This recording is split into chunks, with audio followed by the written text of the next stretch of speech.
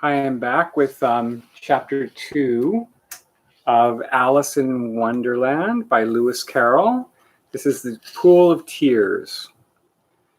"Curiouser and curiouser," cried Alice. She was so much surprised that for the moment she quite forgot how to speak good English. "Now I'm opening out like a large telescope that ever was. Goodbye, feet." For when she looked down at her feet, they seemed almost out of sight. They were getting so far off. "Oh, my poor little feet. I wonder who will put on your shoes and stockings for you now, dears. I'm sure I shan't be able. I shall be a great deal far off to trouble myself about you. You must manage the best way you can, but I must be kind to them," thought Alice, "or perhaps they won't walk the way I want to go. Let me see. I'll give them a new pair of boots every Christmas." And she went on planning to herself how long she would manage it. They must go by carrier, she thought. And how funny it'll seem, sending a present to one's own feet. And how odd the directions will look.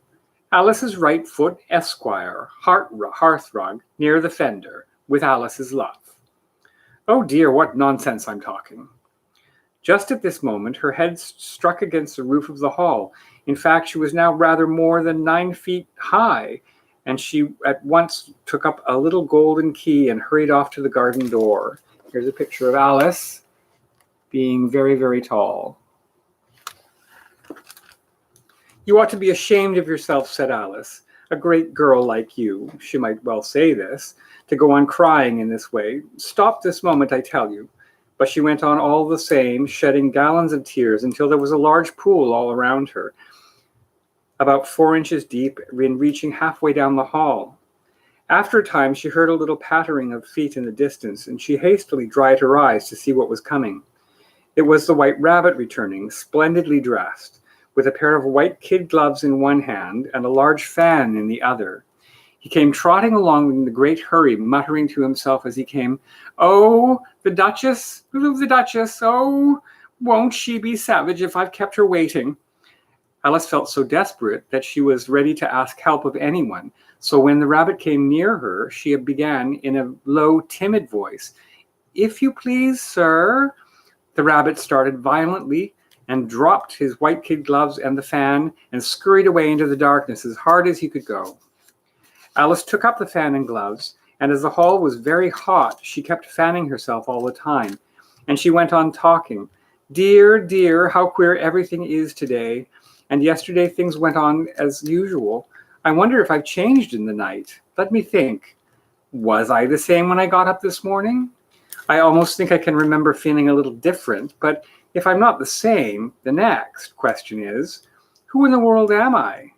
Ah, that's the great puzzle."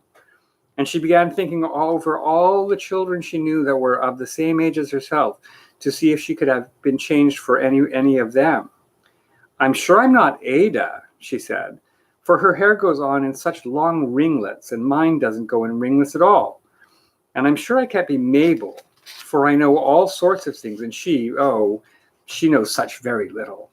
Besides, she's she and I'm I, and oh dear, how puzzling it all is. I'll try if I know all the things I used to know. Let me see. 4 times 5 is 12, and 4 times 6 is 13, and 4 times 7 is, oh dear, I shall never get on to 20 at that rate. However, the multiplication table doesn't signify. Let's try geography. London is the capital of Paris, and Paris is the capital of Rome.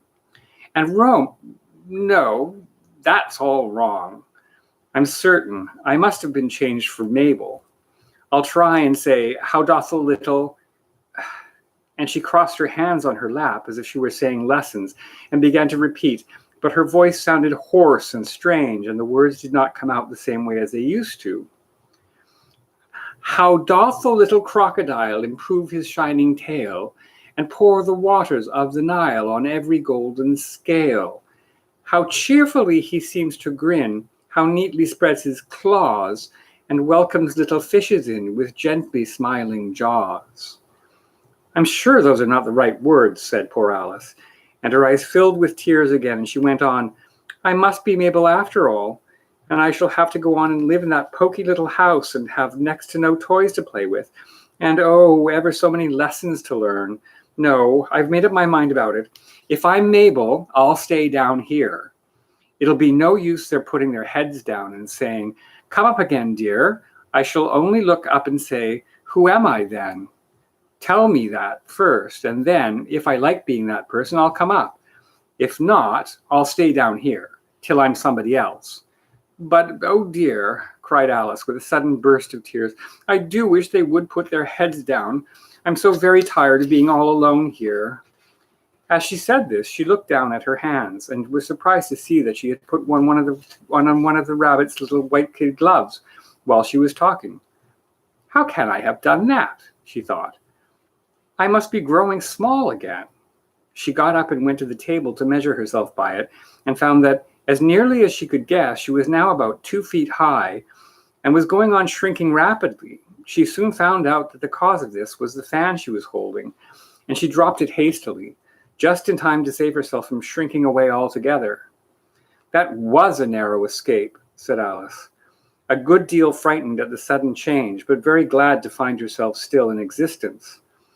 And now for the garden. And she ran with all the speed back to the little door, but alas, the little door was shut again, and the little golden key was lying on the glass table as before. And things are worse than ever, thought the poor child. For I never was so small as this before, never, and I declare it's too bad, that it is. As she said these words, her foot slipped, and in another moment, splash! She was up to her chin in salt water. Her first idea was that she had somehow fallen into the sea. There's a picture of Alice swimming in the water. And in that case, I shall go back and by railway, she said to herself. Alice had been to the seaside once in her life and had come to general conclusion that wherever you go on the English coast, you find a number of bathing machines in the sea, some children digging in the sand with wooden spades, then a row of lodging houses, and behind them a railway station. However, she soon made out that she was in the pool of tears which she had wept when she was 9 feet high. I wish I hadn't cried so much, said Alice, as she swam about trying to find her way out. I shall be punished for it now, I suppose, by being drowned in my own tears. That will be a queer thing, to be sure. However, everything is queer today. Just then she heard something splashing about in the pool a little way off, and she swam nearer to make out what it was. At first she thought it must be a walrus or a hippopotamus, but then she remembered how small she was now, and she soon made out it was only a mouse that had slipped in like herself. Would it be of any use now, thought Alice, to speak to this mouse? Everything is so out of the way down here that I should think it very likely it can talk. At any rate, there's no harm in trying. So she began, Oh, mouse, do you know the way out of this pool? I am very tired of swimming about here. Oh, mouse. Alice thought this must be the right way of speaking to a mouse. She had never done such a thing before, but she remembered having seen in her brother's Latin grammar, a mouse, of a mouse, to a mouse, a mouse, oh, mouse. The mouse looked at her rather inquisitively and seemed to wink at her with one of its little eyes, but it said nothing. Perhaps it doesn't understand English, thought Alice. I dare say it's a French mouse, come over with William the Conqueror. For with all her knowledge of history, Alice had no very clear notion how long ago anything had happened. So she began again. Où est ma chatte? Which was the first sentence in her French lesson book. The mouse gave a sudden leap out of the water and seemed to quiver all over with fright. Oh, I beg your pardon, cried Alice hastily, afraid that she had hurt the animal's feelings. I quite forgot you didn't like cats. Not like cats, cried the mouse in a shrill, passionate voice. Would you like cats if you were me? Well, perhaps not, said Alice in a soothing tone. Don't be angry about it. And yet, I wish I could show you our cat Dinah. I think you'd take a fancy to cats if you could only see her. She is such a dear, quiet thing. Alice went on, half to herself as she swam lazily about in the pool, and she sits purring so nicely by the fire, licking her paws and washing her face. And she is such a nice, soft thing to nurse, and she's such a capital one for catching mice. Oh, I beg your pardon. cried Alice again, for this time the mouse was bristling all over, and she felt certain it must be really offended. We won't talk about her any more if you'd rather not. Here's a picture of Alice and swimming with the mouse. We indeed, cried the mouse, who was trembling down to the end of its tail. As if I would talk on such a subject. Our family hated cats. Nasty, low, vulgar things. Don't let me hear the name again. I won't indeed, said Alice, in a great hurry to change the subject of conversation. Are you fond of dogs? The mouse did not answer, so Alice went on eagerly. There is such a nice little dog near our house, I should like to show you. A little bright-eyed terrier, you know, with, oh, such long curly brown hair. And it'll fetch things when you throw them, and it'll sit up and beg for its dinner, and all sorts of things. I can't remember half of them. And it belongs to a farmer, you know, and he says it's so useful. It's worth £100. He says it kills all the rats and... Oh dear, cried Alice in a sorrowful tone. I'm afraid I've offended it again, for the mouse was swimming away from her as hard as it could go, and making quite a commotion in the pool as it went.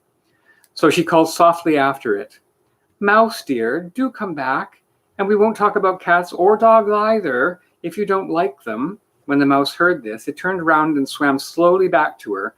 Its face was quite pale, with passion, Alice thought, and it said in a low, trembling voice, Let us get to the shore, and then I'll tell you my history, and you'll understand why it is I hate cats and dogs. It was high time to go, for the pool was getting quite crowded with the birds and animals that had fallen into it. There was a duck and a dodo, a lory and an eaglet, and several other curious creatures. Alice led the way, and the whole party swam to the shore.